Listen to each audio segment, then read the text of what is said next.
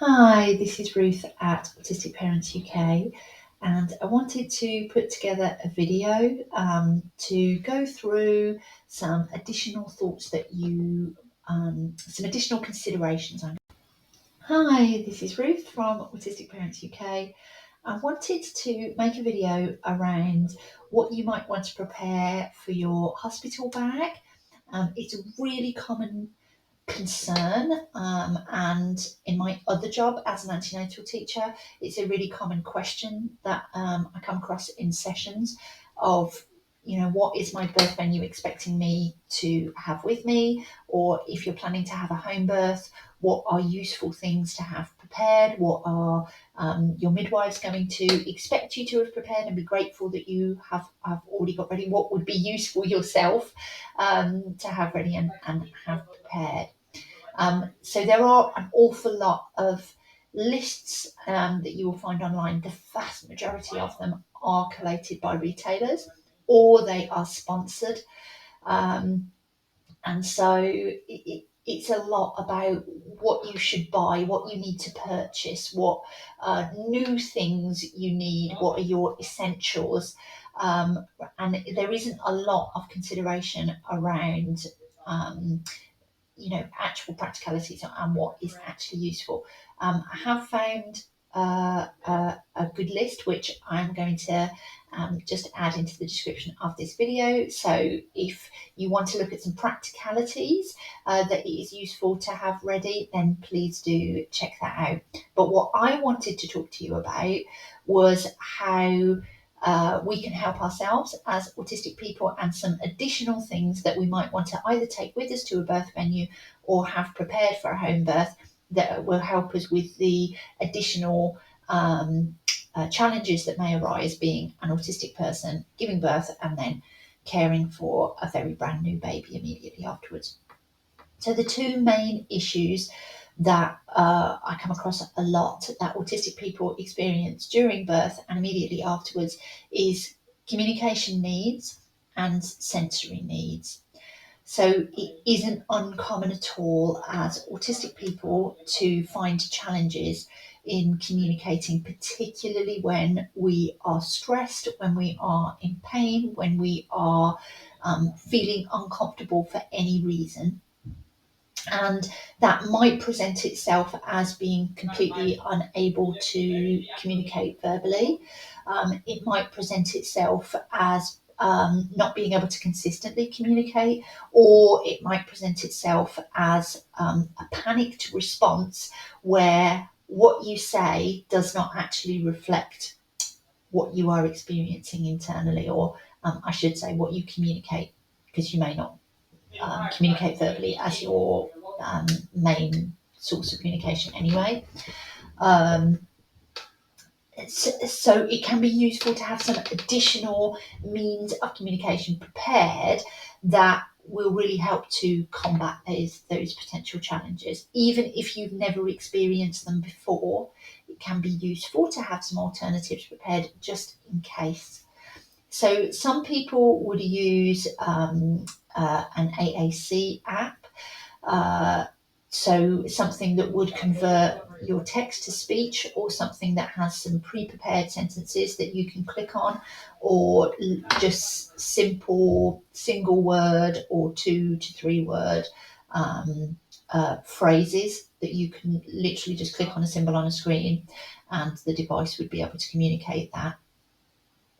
Some people prefer literally just a notepad and a pen, and some people prefer to prepare a simple infographic. I've got one that I'll share with you that will be in the description of the video that you are welcome to use yourself, or welcome to edit or take as inspiration to create your own. But really a very simple picture with a single word or a 2-word phrase underneath it that you can literally just point to. Can be a very basic means of communication that can help communicate when you're struggling to do so through your normal means, whatever that may be. The other area that I wanted to touch upon with you was the sensory side. So if we think about our five senses that we're taught about in school, which is touch, taste, sound, sight, and smell. And we also have the additional three that we don't usually learn about in school, which is interoceptive, which is the messages your body sends you about what you are experiencing internally. So things like needing to use the toilet, being in pain, being excited, feeling pleasure, all of that kind of thing will be interoceptive messages. And then you have proprioception, which is the messages your body sends you about where it is in space. Our proprioceptive receptors are located within our joints. So autistic people particularly can experience distress or discomfort when we sit still for too long, and that's what it's about. It's lacking proprioceptive input. I suspect it's why a lot of autistic and particularly ADHDers crack their knuckles, because it gives us immediate proprioceptive input. And then our last one is our vestibular system, your inner ear, that is your sense of balance.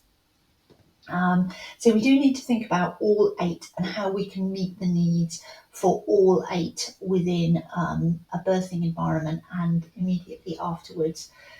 So it can be really helpful to take dark glasses or even a sleeping mask, either to your birth venue or to have prepared at home.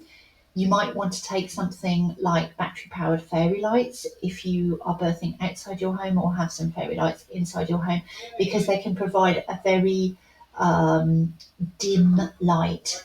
One of the hormones that's released as we give birth and is available for a long time after we give birth dilates your pupils, so will make you more sensitive to light than you would be normally. So it can be really nice to have a dim light source.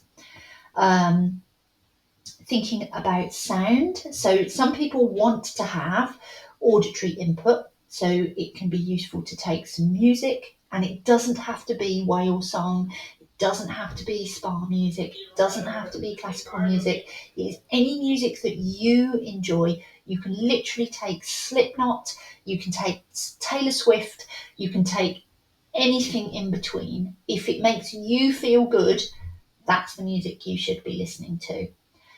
Or some people want to reduce their auditory input, so you might want to take earplugs or noise cancelling headphones.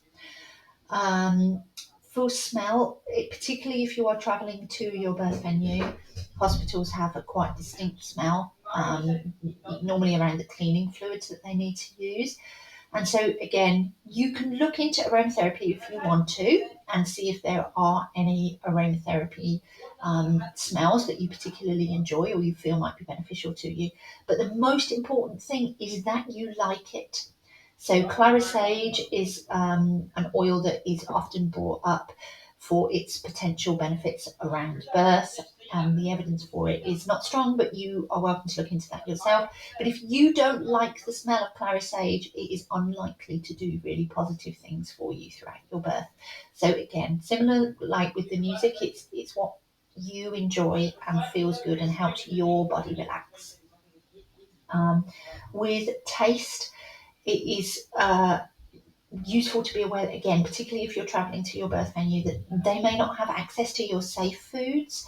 And so if you take your safe foods with you, you can be reassured that if you do feel hungry and you want to eat either during birth or immediately afterwards, it isn't uncommon to not feel very hungry as you're labouring.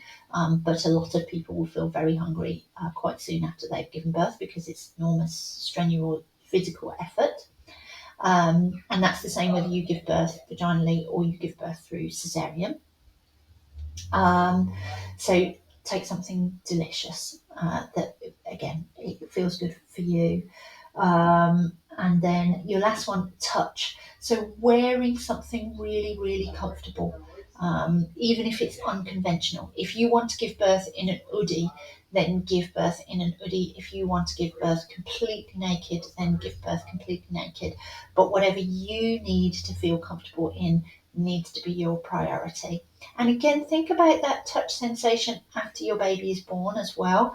You will be actively encouraged, or you should be actively encouraged, to hold your baby on your skin. And there are specific benefits to holding your baby on your skin after they are born, but it might not be comfortable for you. So maybe taking a thin muslin that you could put on your chest and then put the baby on top of the muslin so that you haven't got that intense sensation. And then for your proprioceptive and vestibular, it's thinking about movement. So your birth venue might have birth balls or yoga balls available. It is worth checking, because I found that COVID made a difference of what was available at the birth venues. Or you might want to bring your own, particularly if you are much shorter than average or you are much taller than average. You might find it useful to have your own, because you might need an unconventional size. And again, if you're birthing at home, you'll need to have your own, which can just give you that constant movement to give you vestibular and proprioceptive input, which can be really, really beneficial. And then for your interoceptive, there isn't really something that you can take with you to help clock in, but it might just be that reminder to check in with yourself about what you need. The sensations of birth, particularly if you are having physiological birth and you're not giving birth through cesarean, the sensations of giving birth can be very overwhelming. It means that we can forget things like we still need to drink. You probably do still need little snacky things to keep you going. So just checking in.